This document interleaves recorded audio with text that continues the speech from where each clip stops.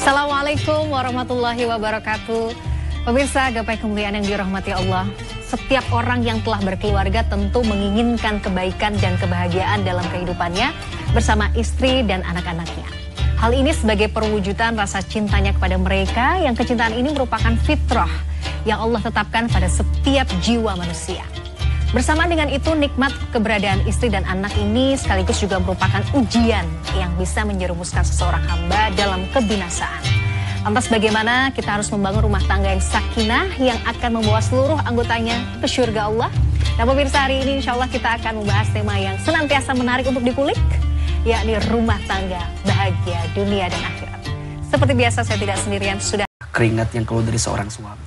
Maka salingnya kita dalam mendoakan, dalam membersamai, dalam menenangkan, itu adalah makna sakinah. 4 berarti. Masya Allah. Saling menjaga, saling memberi, tadi saling ada punya kecenderungannya, dan saling menenangkan. Saling mendoa. Masya Allah. Itu baru sakinah. Baru sakinah. Jadi sakinah itu artinya tenang. Tenang.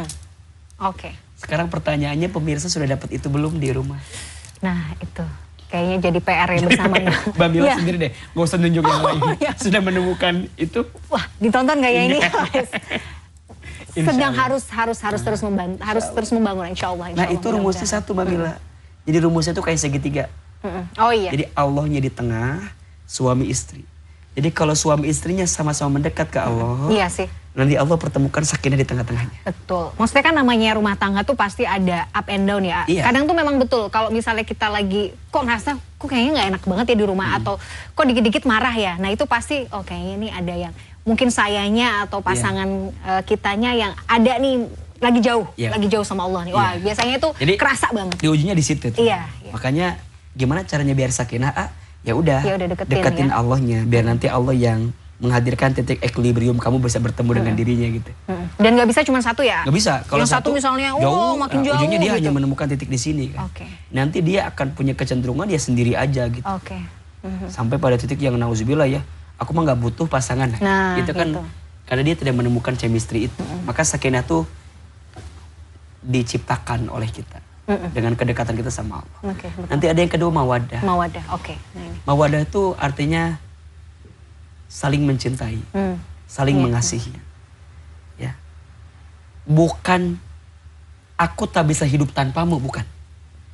Tapi rasanya ada yang kurang kalau nggak ada kamu di sampingku. Nah itu paham nggak? Paham. Nggak cuman maksudnya berdasarkan kalau kita menikah mungkin awal tuh karena cinta, masih ya biasa pengantin baru ya gitu ya. Tapi makin panjang atau makin lama umur pernikahan tuh kan cintanya udah nggak kayak awal. Maka kan. Mungkin awal cintanya nggak terlalu. Nah, apa landasan pertamanya? Sakinah. Nanti orang kalau udah nyaman. Baru mawaddah. Akan cinta gitu loh. Memang cintanya masih karena paras, karena harta. Tapi kan bukan itu lagi tujuan utamanya. Iya, bukan. Karena ada sakinah di awal tuh. Jadi walaupun dia nanti parasnya berubah, aku tuh ngerasa aja kok sama kamu tenang kok. Makanya jangan kaget kan, suka ada kok bisa ya istrinya cantik banget, kok suaminya biasa aja gitu kan. Suka ada julid deh. Iya. Kan ada yang begitu kan. Komen netizen kan. Biasanya. Kamu gak ngerasain mawaddah. Oke. Bagi dia parasnya itu bukan lagi jadi tujuan, karena dia merasa nyaman. Udah ada sakinah. Jadi orang yang mohon maaf mungkin parasnya di mata orang luar biasa aja, bagi dia yang paling ganteng. Oke, betul. Dan itu sudah beyond ya. Karena kalau pada akhirnya ukurannya hanya cuma fisik, ya fisik bisa berubah. Iya, jadi fisiknya, hartanya yang tadi menjadi latar belakang dia mencintai, itu akan jadi berubah gitu loh. Jadi pokoknya terasa sempurna aja gitu. Terasa nyaman aja. Kalau nggak ada kamu tuh ada yang kurang gitu misalnya. Aku tuh cinta sama kamu gitu. Nah, cinta itu yang menjadi kekuatannya. Cinta karena Allah. Makanya ada 3 tingkatan cinta. Sering bilang. Iya. Cinta yang pertama namanya mahabbah. Yang kedua mawaddah. Yang ketiga rahmah. Maka nanti yang ketiga tuh warohmah kan. Jadi yang pertama tuh mahabbah, cinta karena sesuatu. Ya karena mungkin awal menikah misalnya karena cantik, misalnya karena apa? Parasnya karena hartanya. Boleh nggak? Boleh. Tapi nanti perlahan tapi pasti itu akan terkikis diganti oleh sakinah. Jadi bukan lagi mahabbah, jadi sakinah. Nah buah sakinah mawaddah. Cintanya seseorang karena sesuatu memang, tapi ada batasnya. Oke. Cintanya suami ke istri mawaddah, orang tua ke anak mawaddah. Jadi ada alasan tetap. Nah baru nanti. Tapi alasannya itu melebihi hanya sekedar dimensinya tuh nggak cuma dimensi fisik gitu lah ya kan. Gitu. Ada hati yang bermain di situ. Gitu. Oke. Nah sampai titik yang paling tinggi namanya rahmah. Rahmah, wah itu. Rahmah itu apa sih? Aku mencintaimu walaupun aku tahu kekuranganmu. Wah itu. Itu berarti menerima apa adanya. Biasanya ini seiring berjalannya waktu ya. Makanya Mbak Mila pernah nggak lihat ada nenek kakek berjalan di taman berdua saling pegangan tangan. Gitu. Itu bukan lagi mawaddah sakinah, itu udah rahmah. Udah rahmah. Oke, betul. Ada seorang suami yang menemani istrinya yang sakit. Itu hatinya bukan lagi tentang sakinah mawaddah, tapi sudah beyond, sudah ada rahmah di situ. Kenapa ada rahmat? Karena Allah yang menitipkan rasa itu di hati orang-orang itu. Makanya sakinah, mawaddah, warahmah itu adalah jalan yang perlu proses.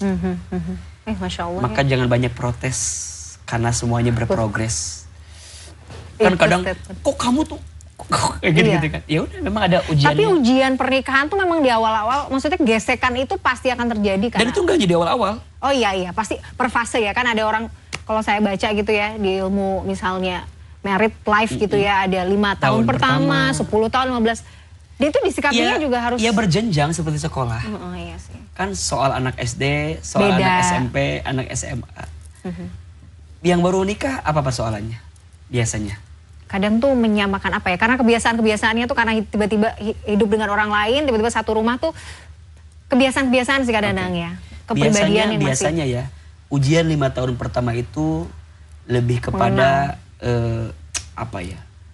kepribadian untuk saling bisa menerima meredakan egonya masing-masing. Betul. Iya, itu ego sih, betul. Nanti 5 tahun pertama tuh masih di situ, ditambah juga biasanya bab ekonomi. Ya, masih membangun kan 5 tahun kedua sama babnya masih di situ tuh. Nah, iya betul, ujiannya beda. Nanti ekonomi sudah mapan, udah settle, ujiannya beda lagi. Nah, ini yang rawan. Nah, jadi semuanya. Iya. Makanya sering AA bilang begini, bahwa yang namanya rumah tangga itu sekolah yang paling lama. Oke, betul. Nah, nanti kita mulai masuk nih dalam menghadapi problem-problem rumah tangga juga. Kan harus pakai kacamata syariat juga nih untuk menyikapinya. Nah, kita akan bahas di segmen berikutnya. Pemirsa jangan kemana-mana. Gapai kemuliaan dengan bahasan pernikahan ini masih akan bahas saat lagi.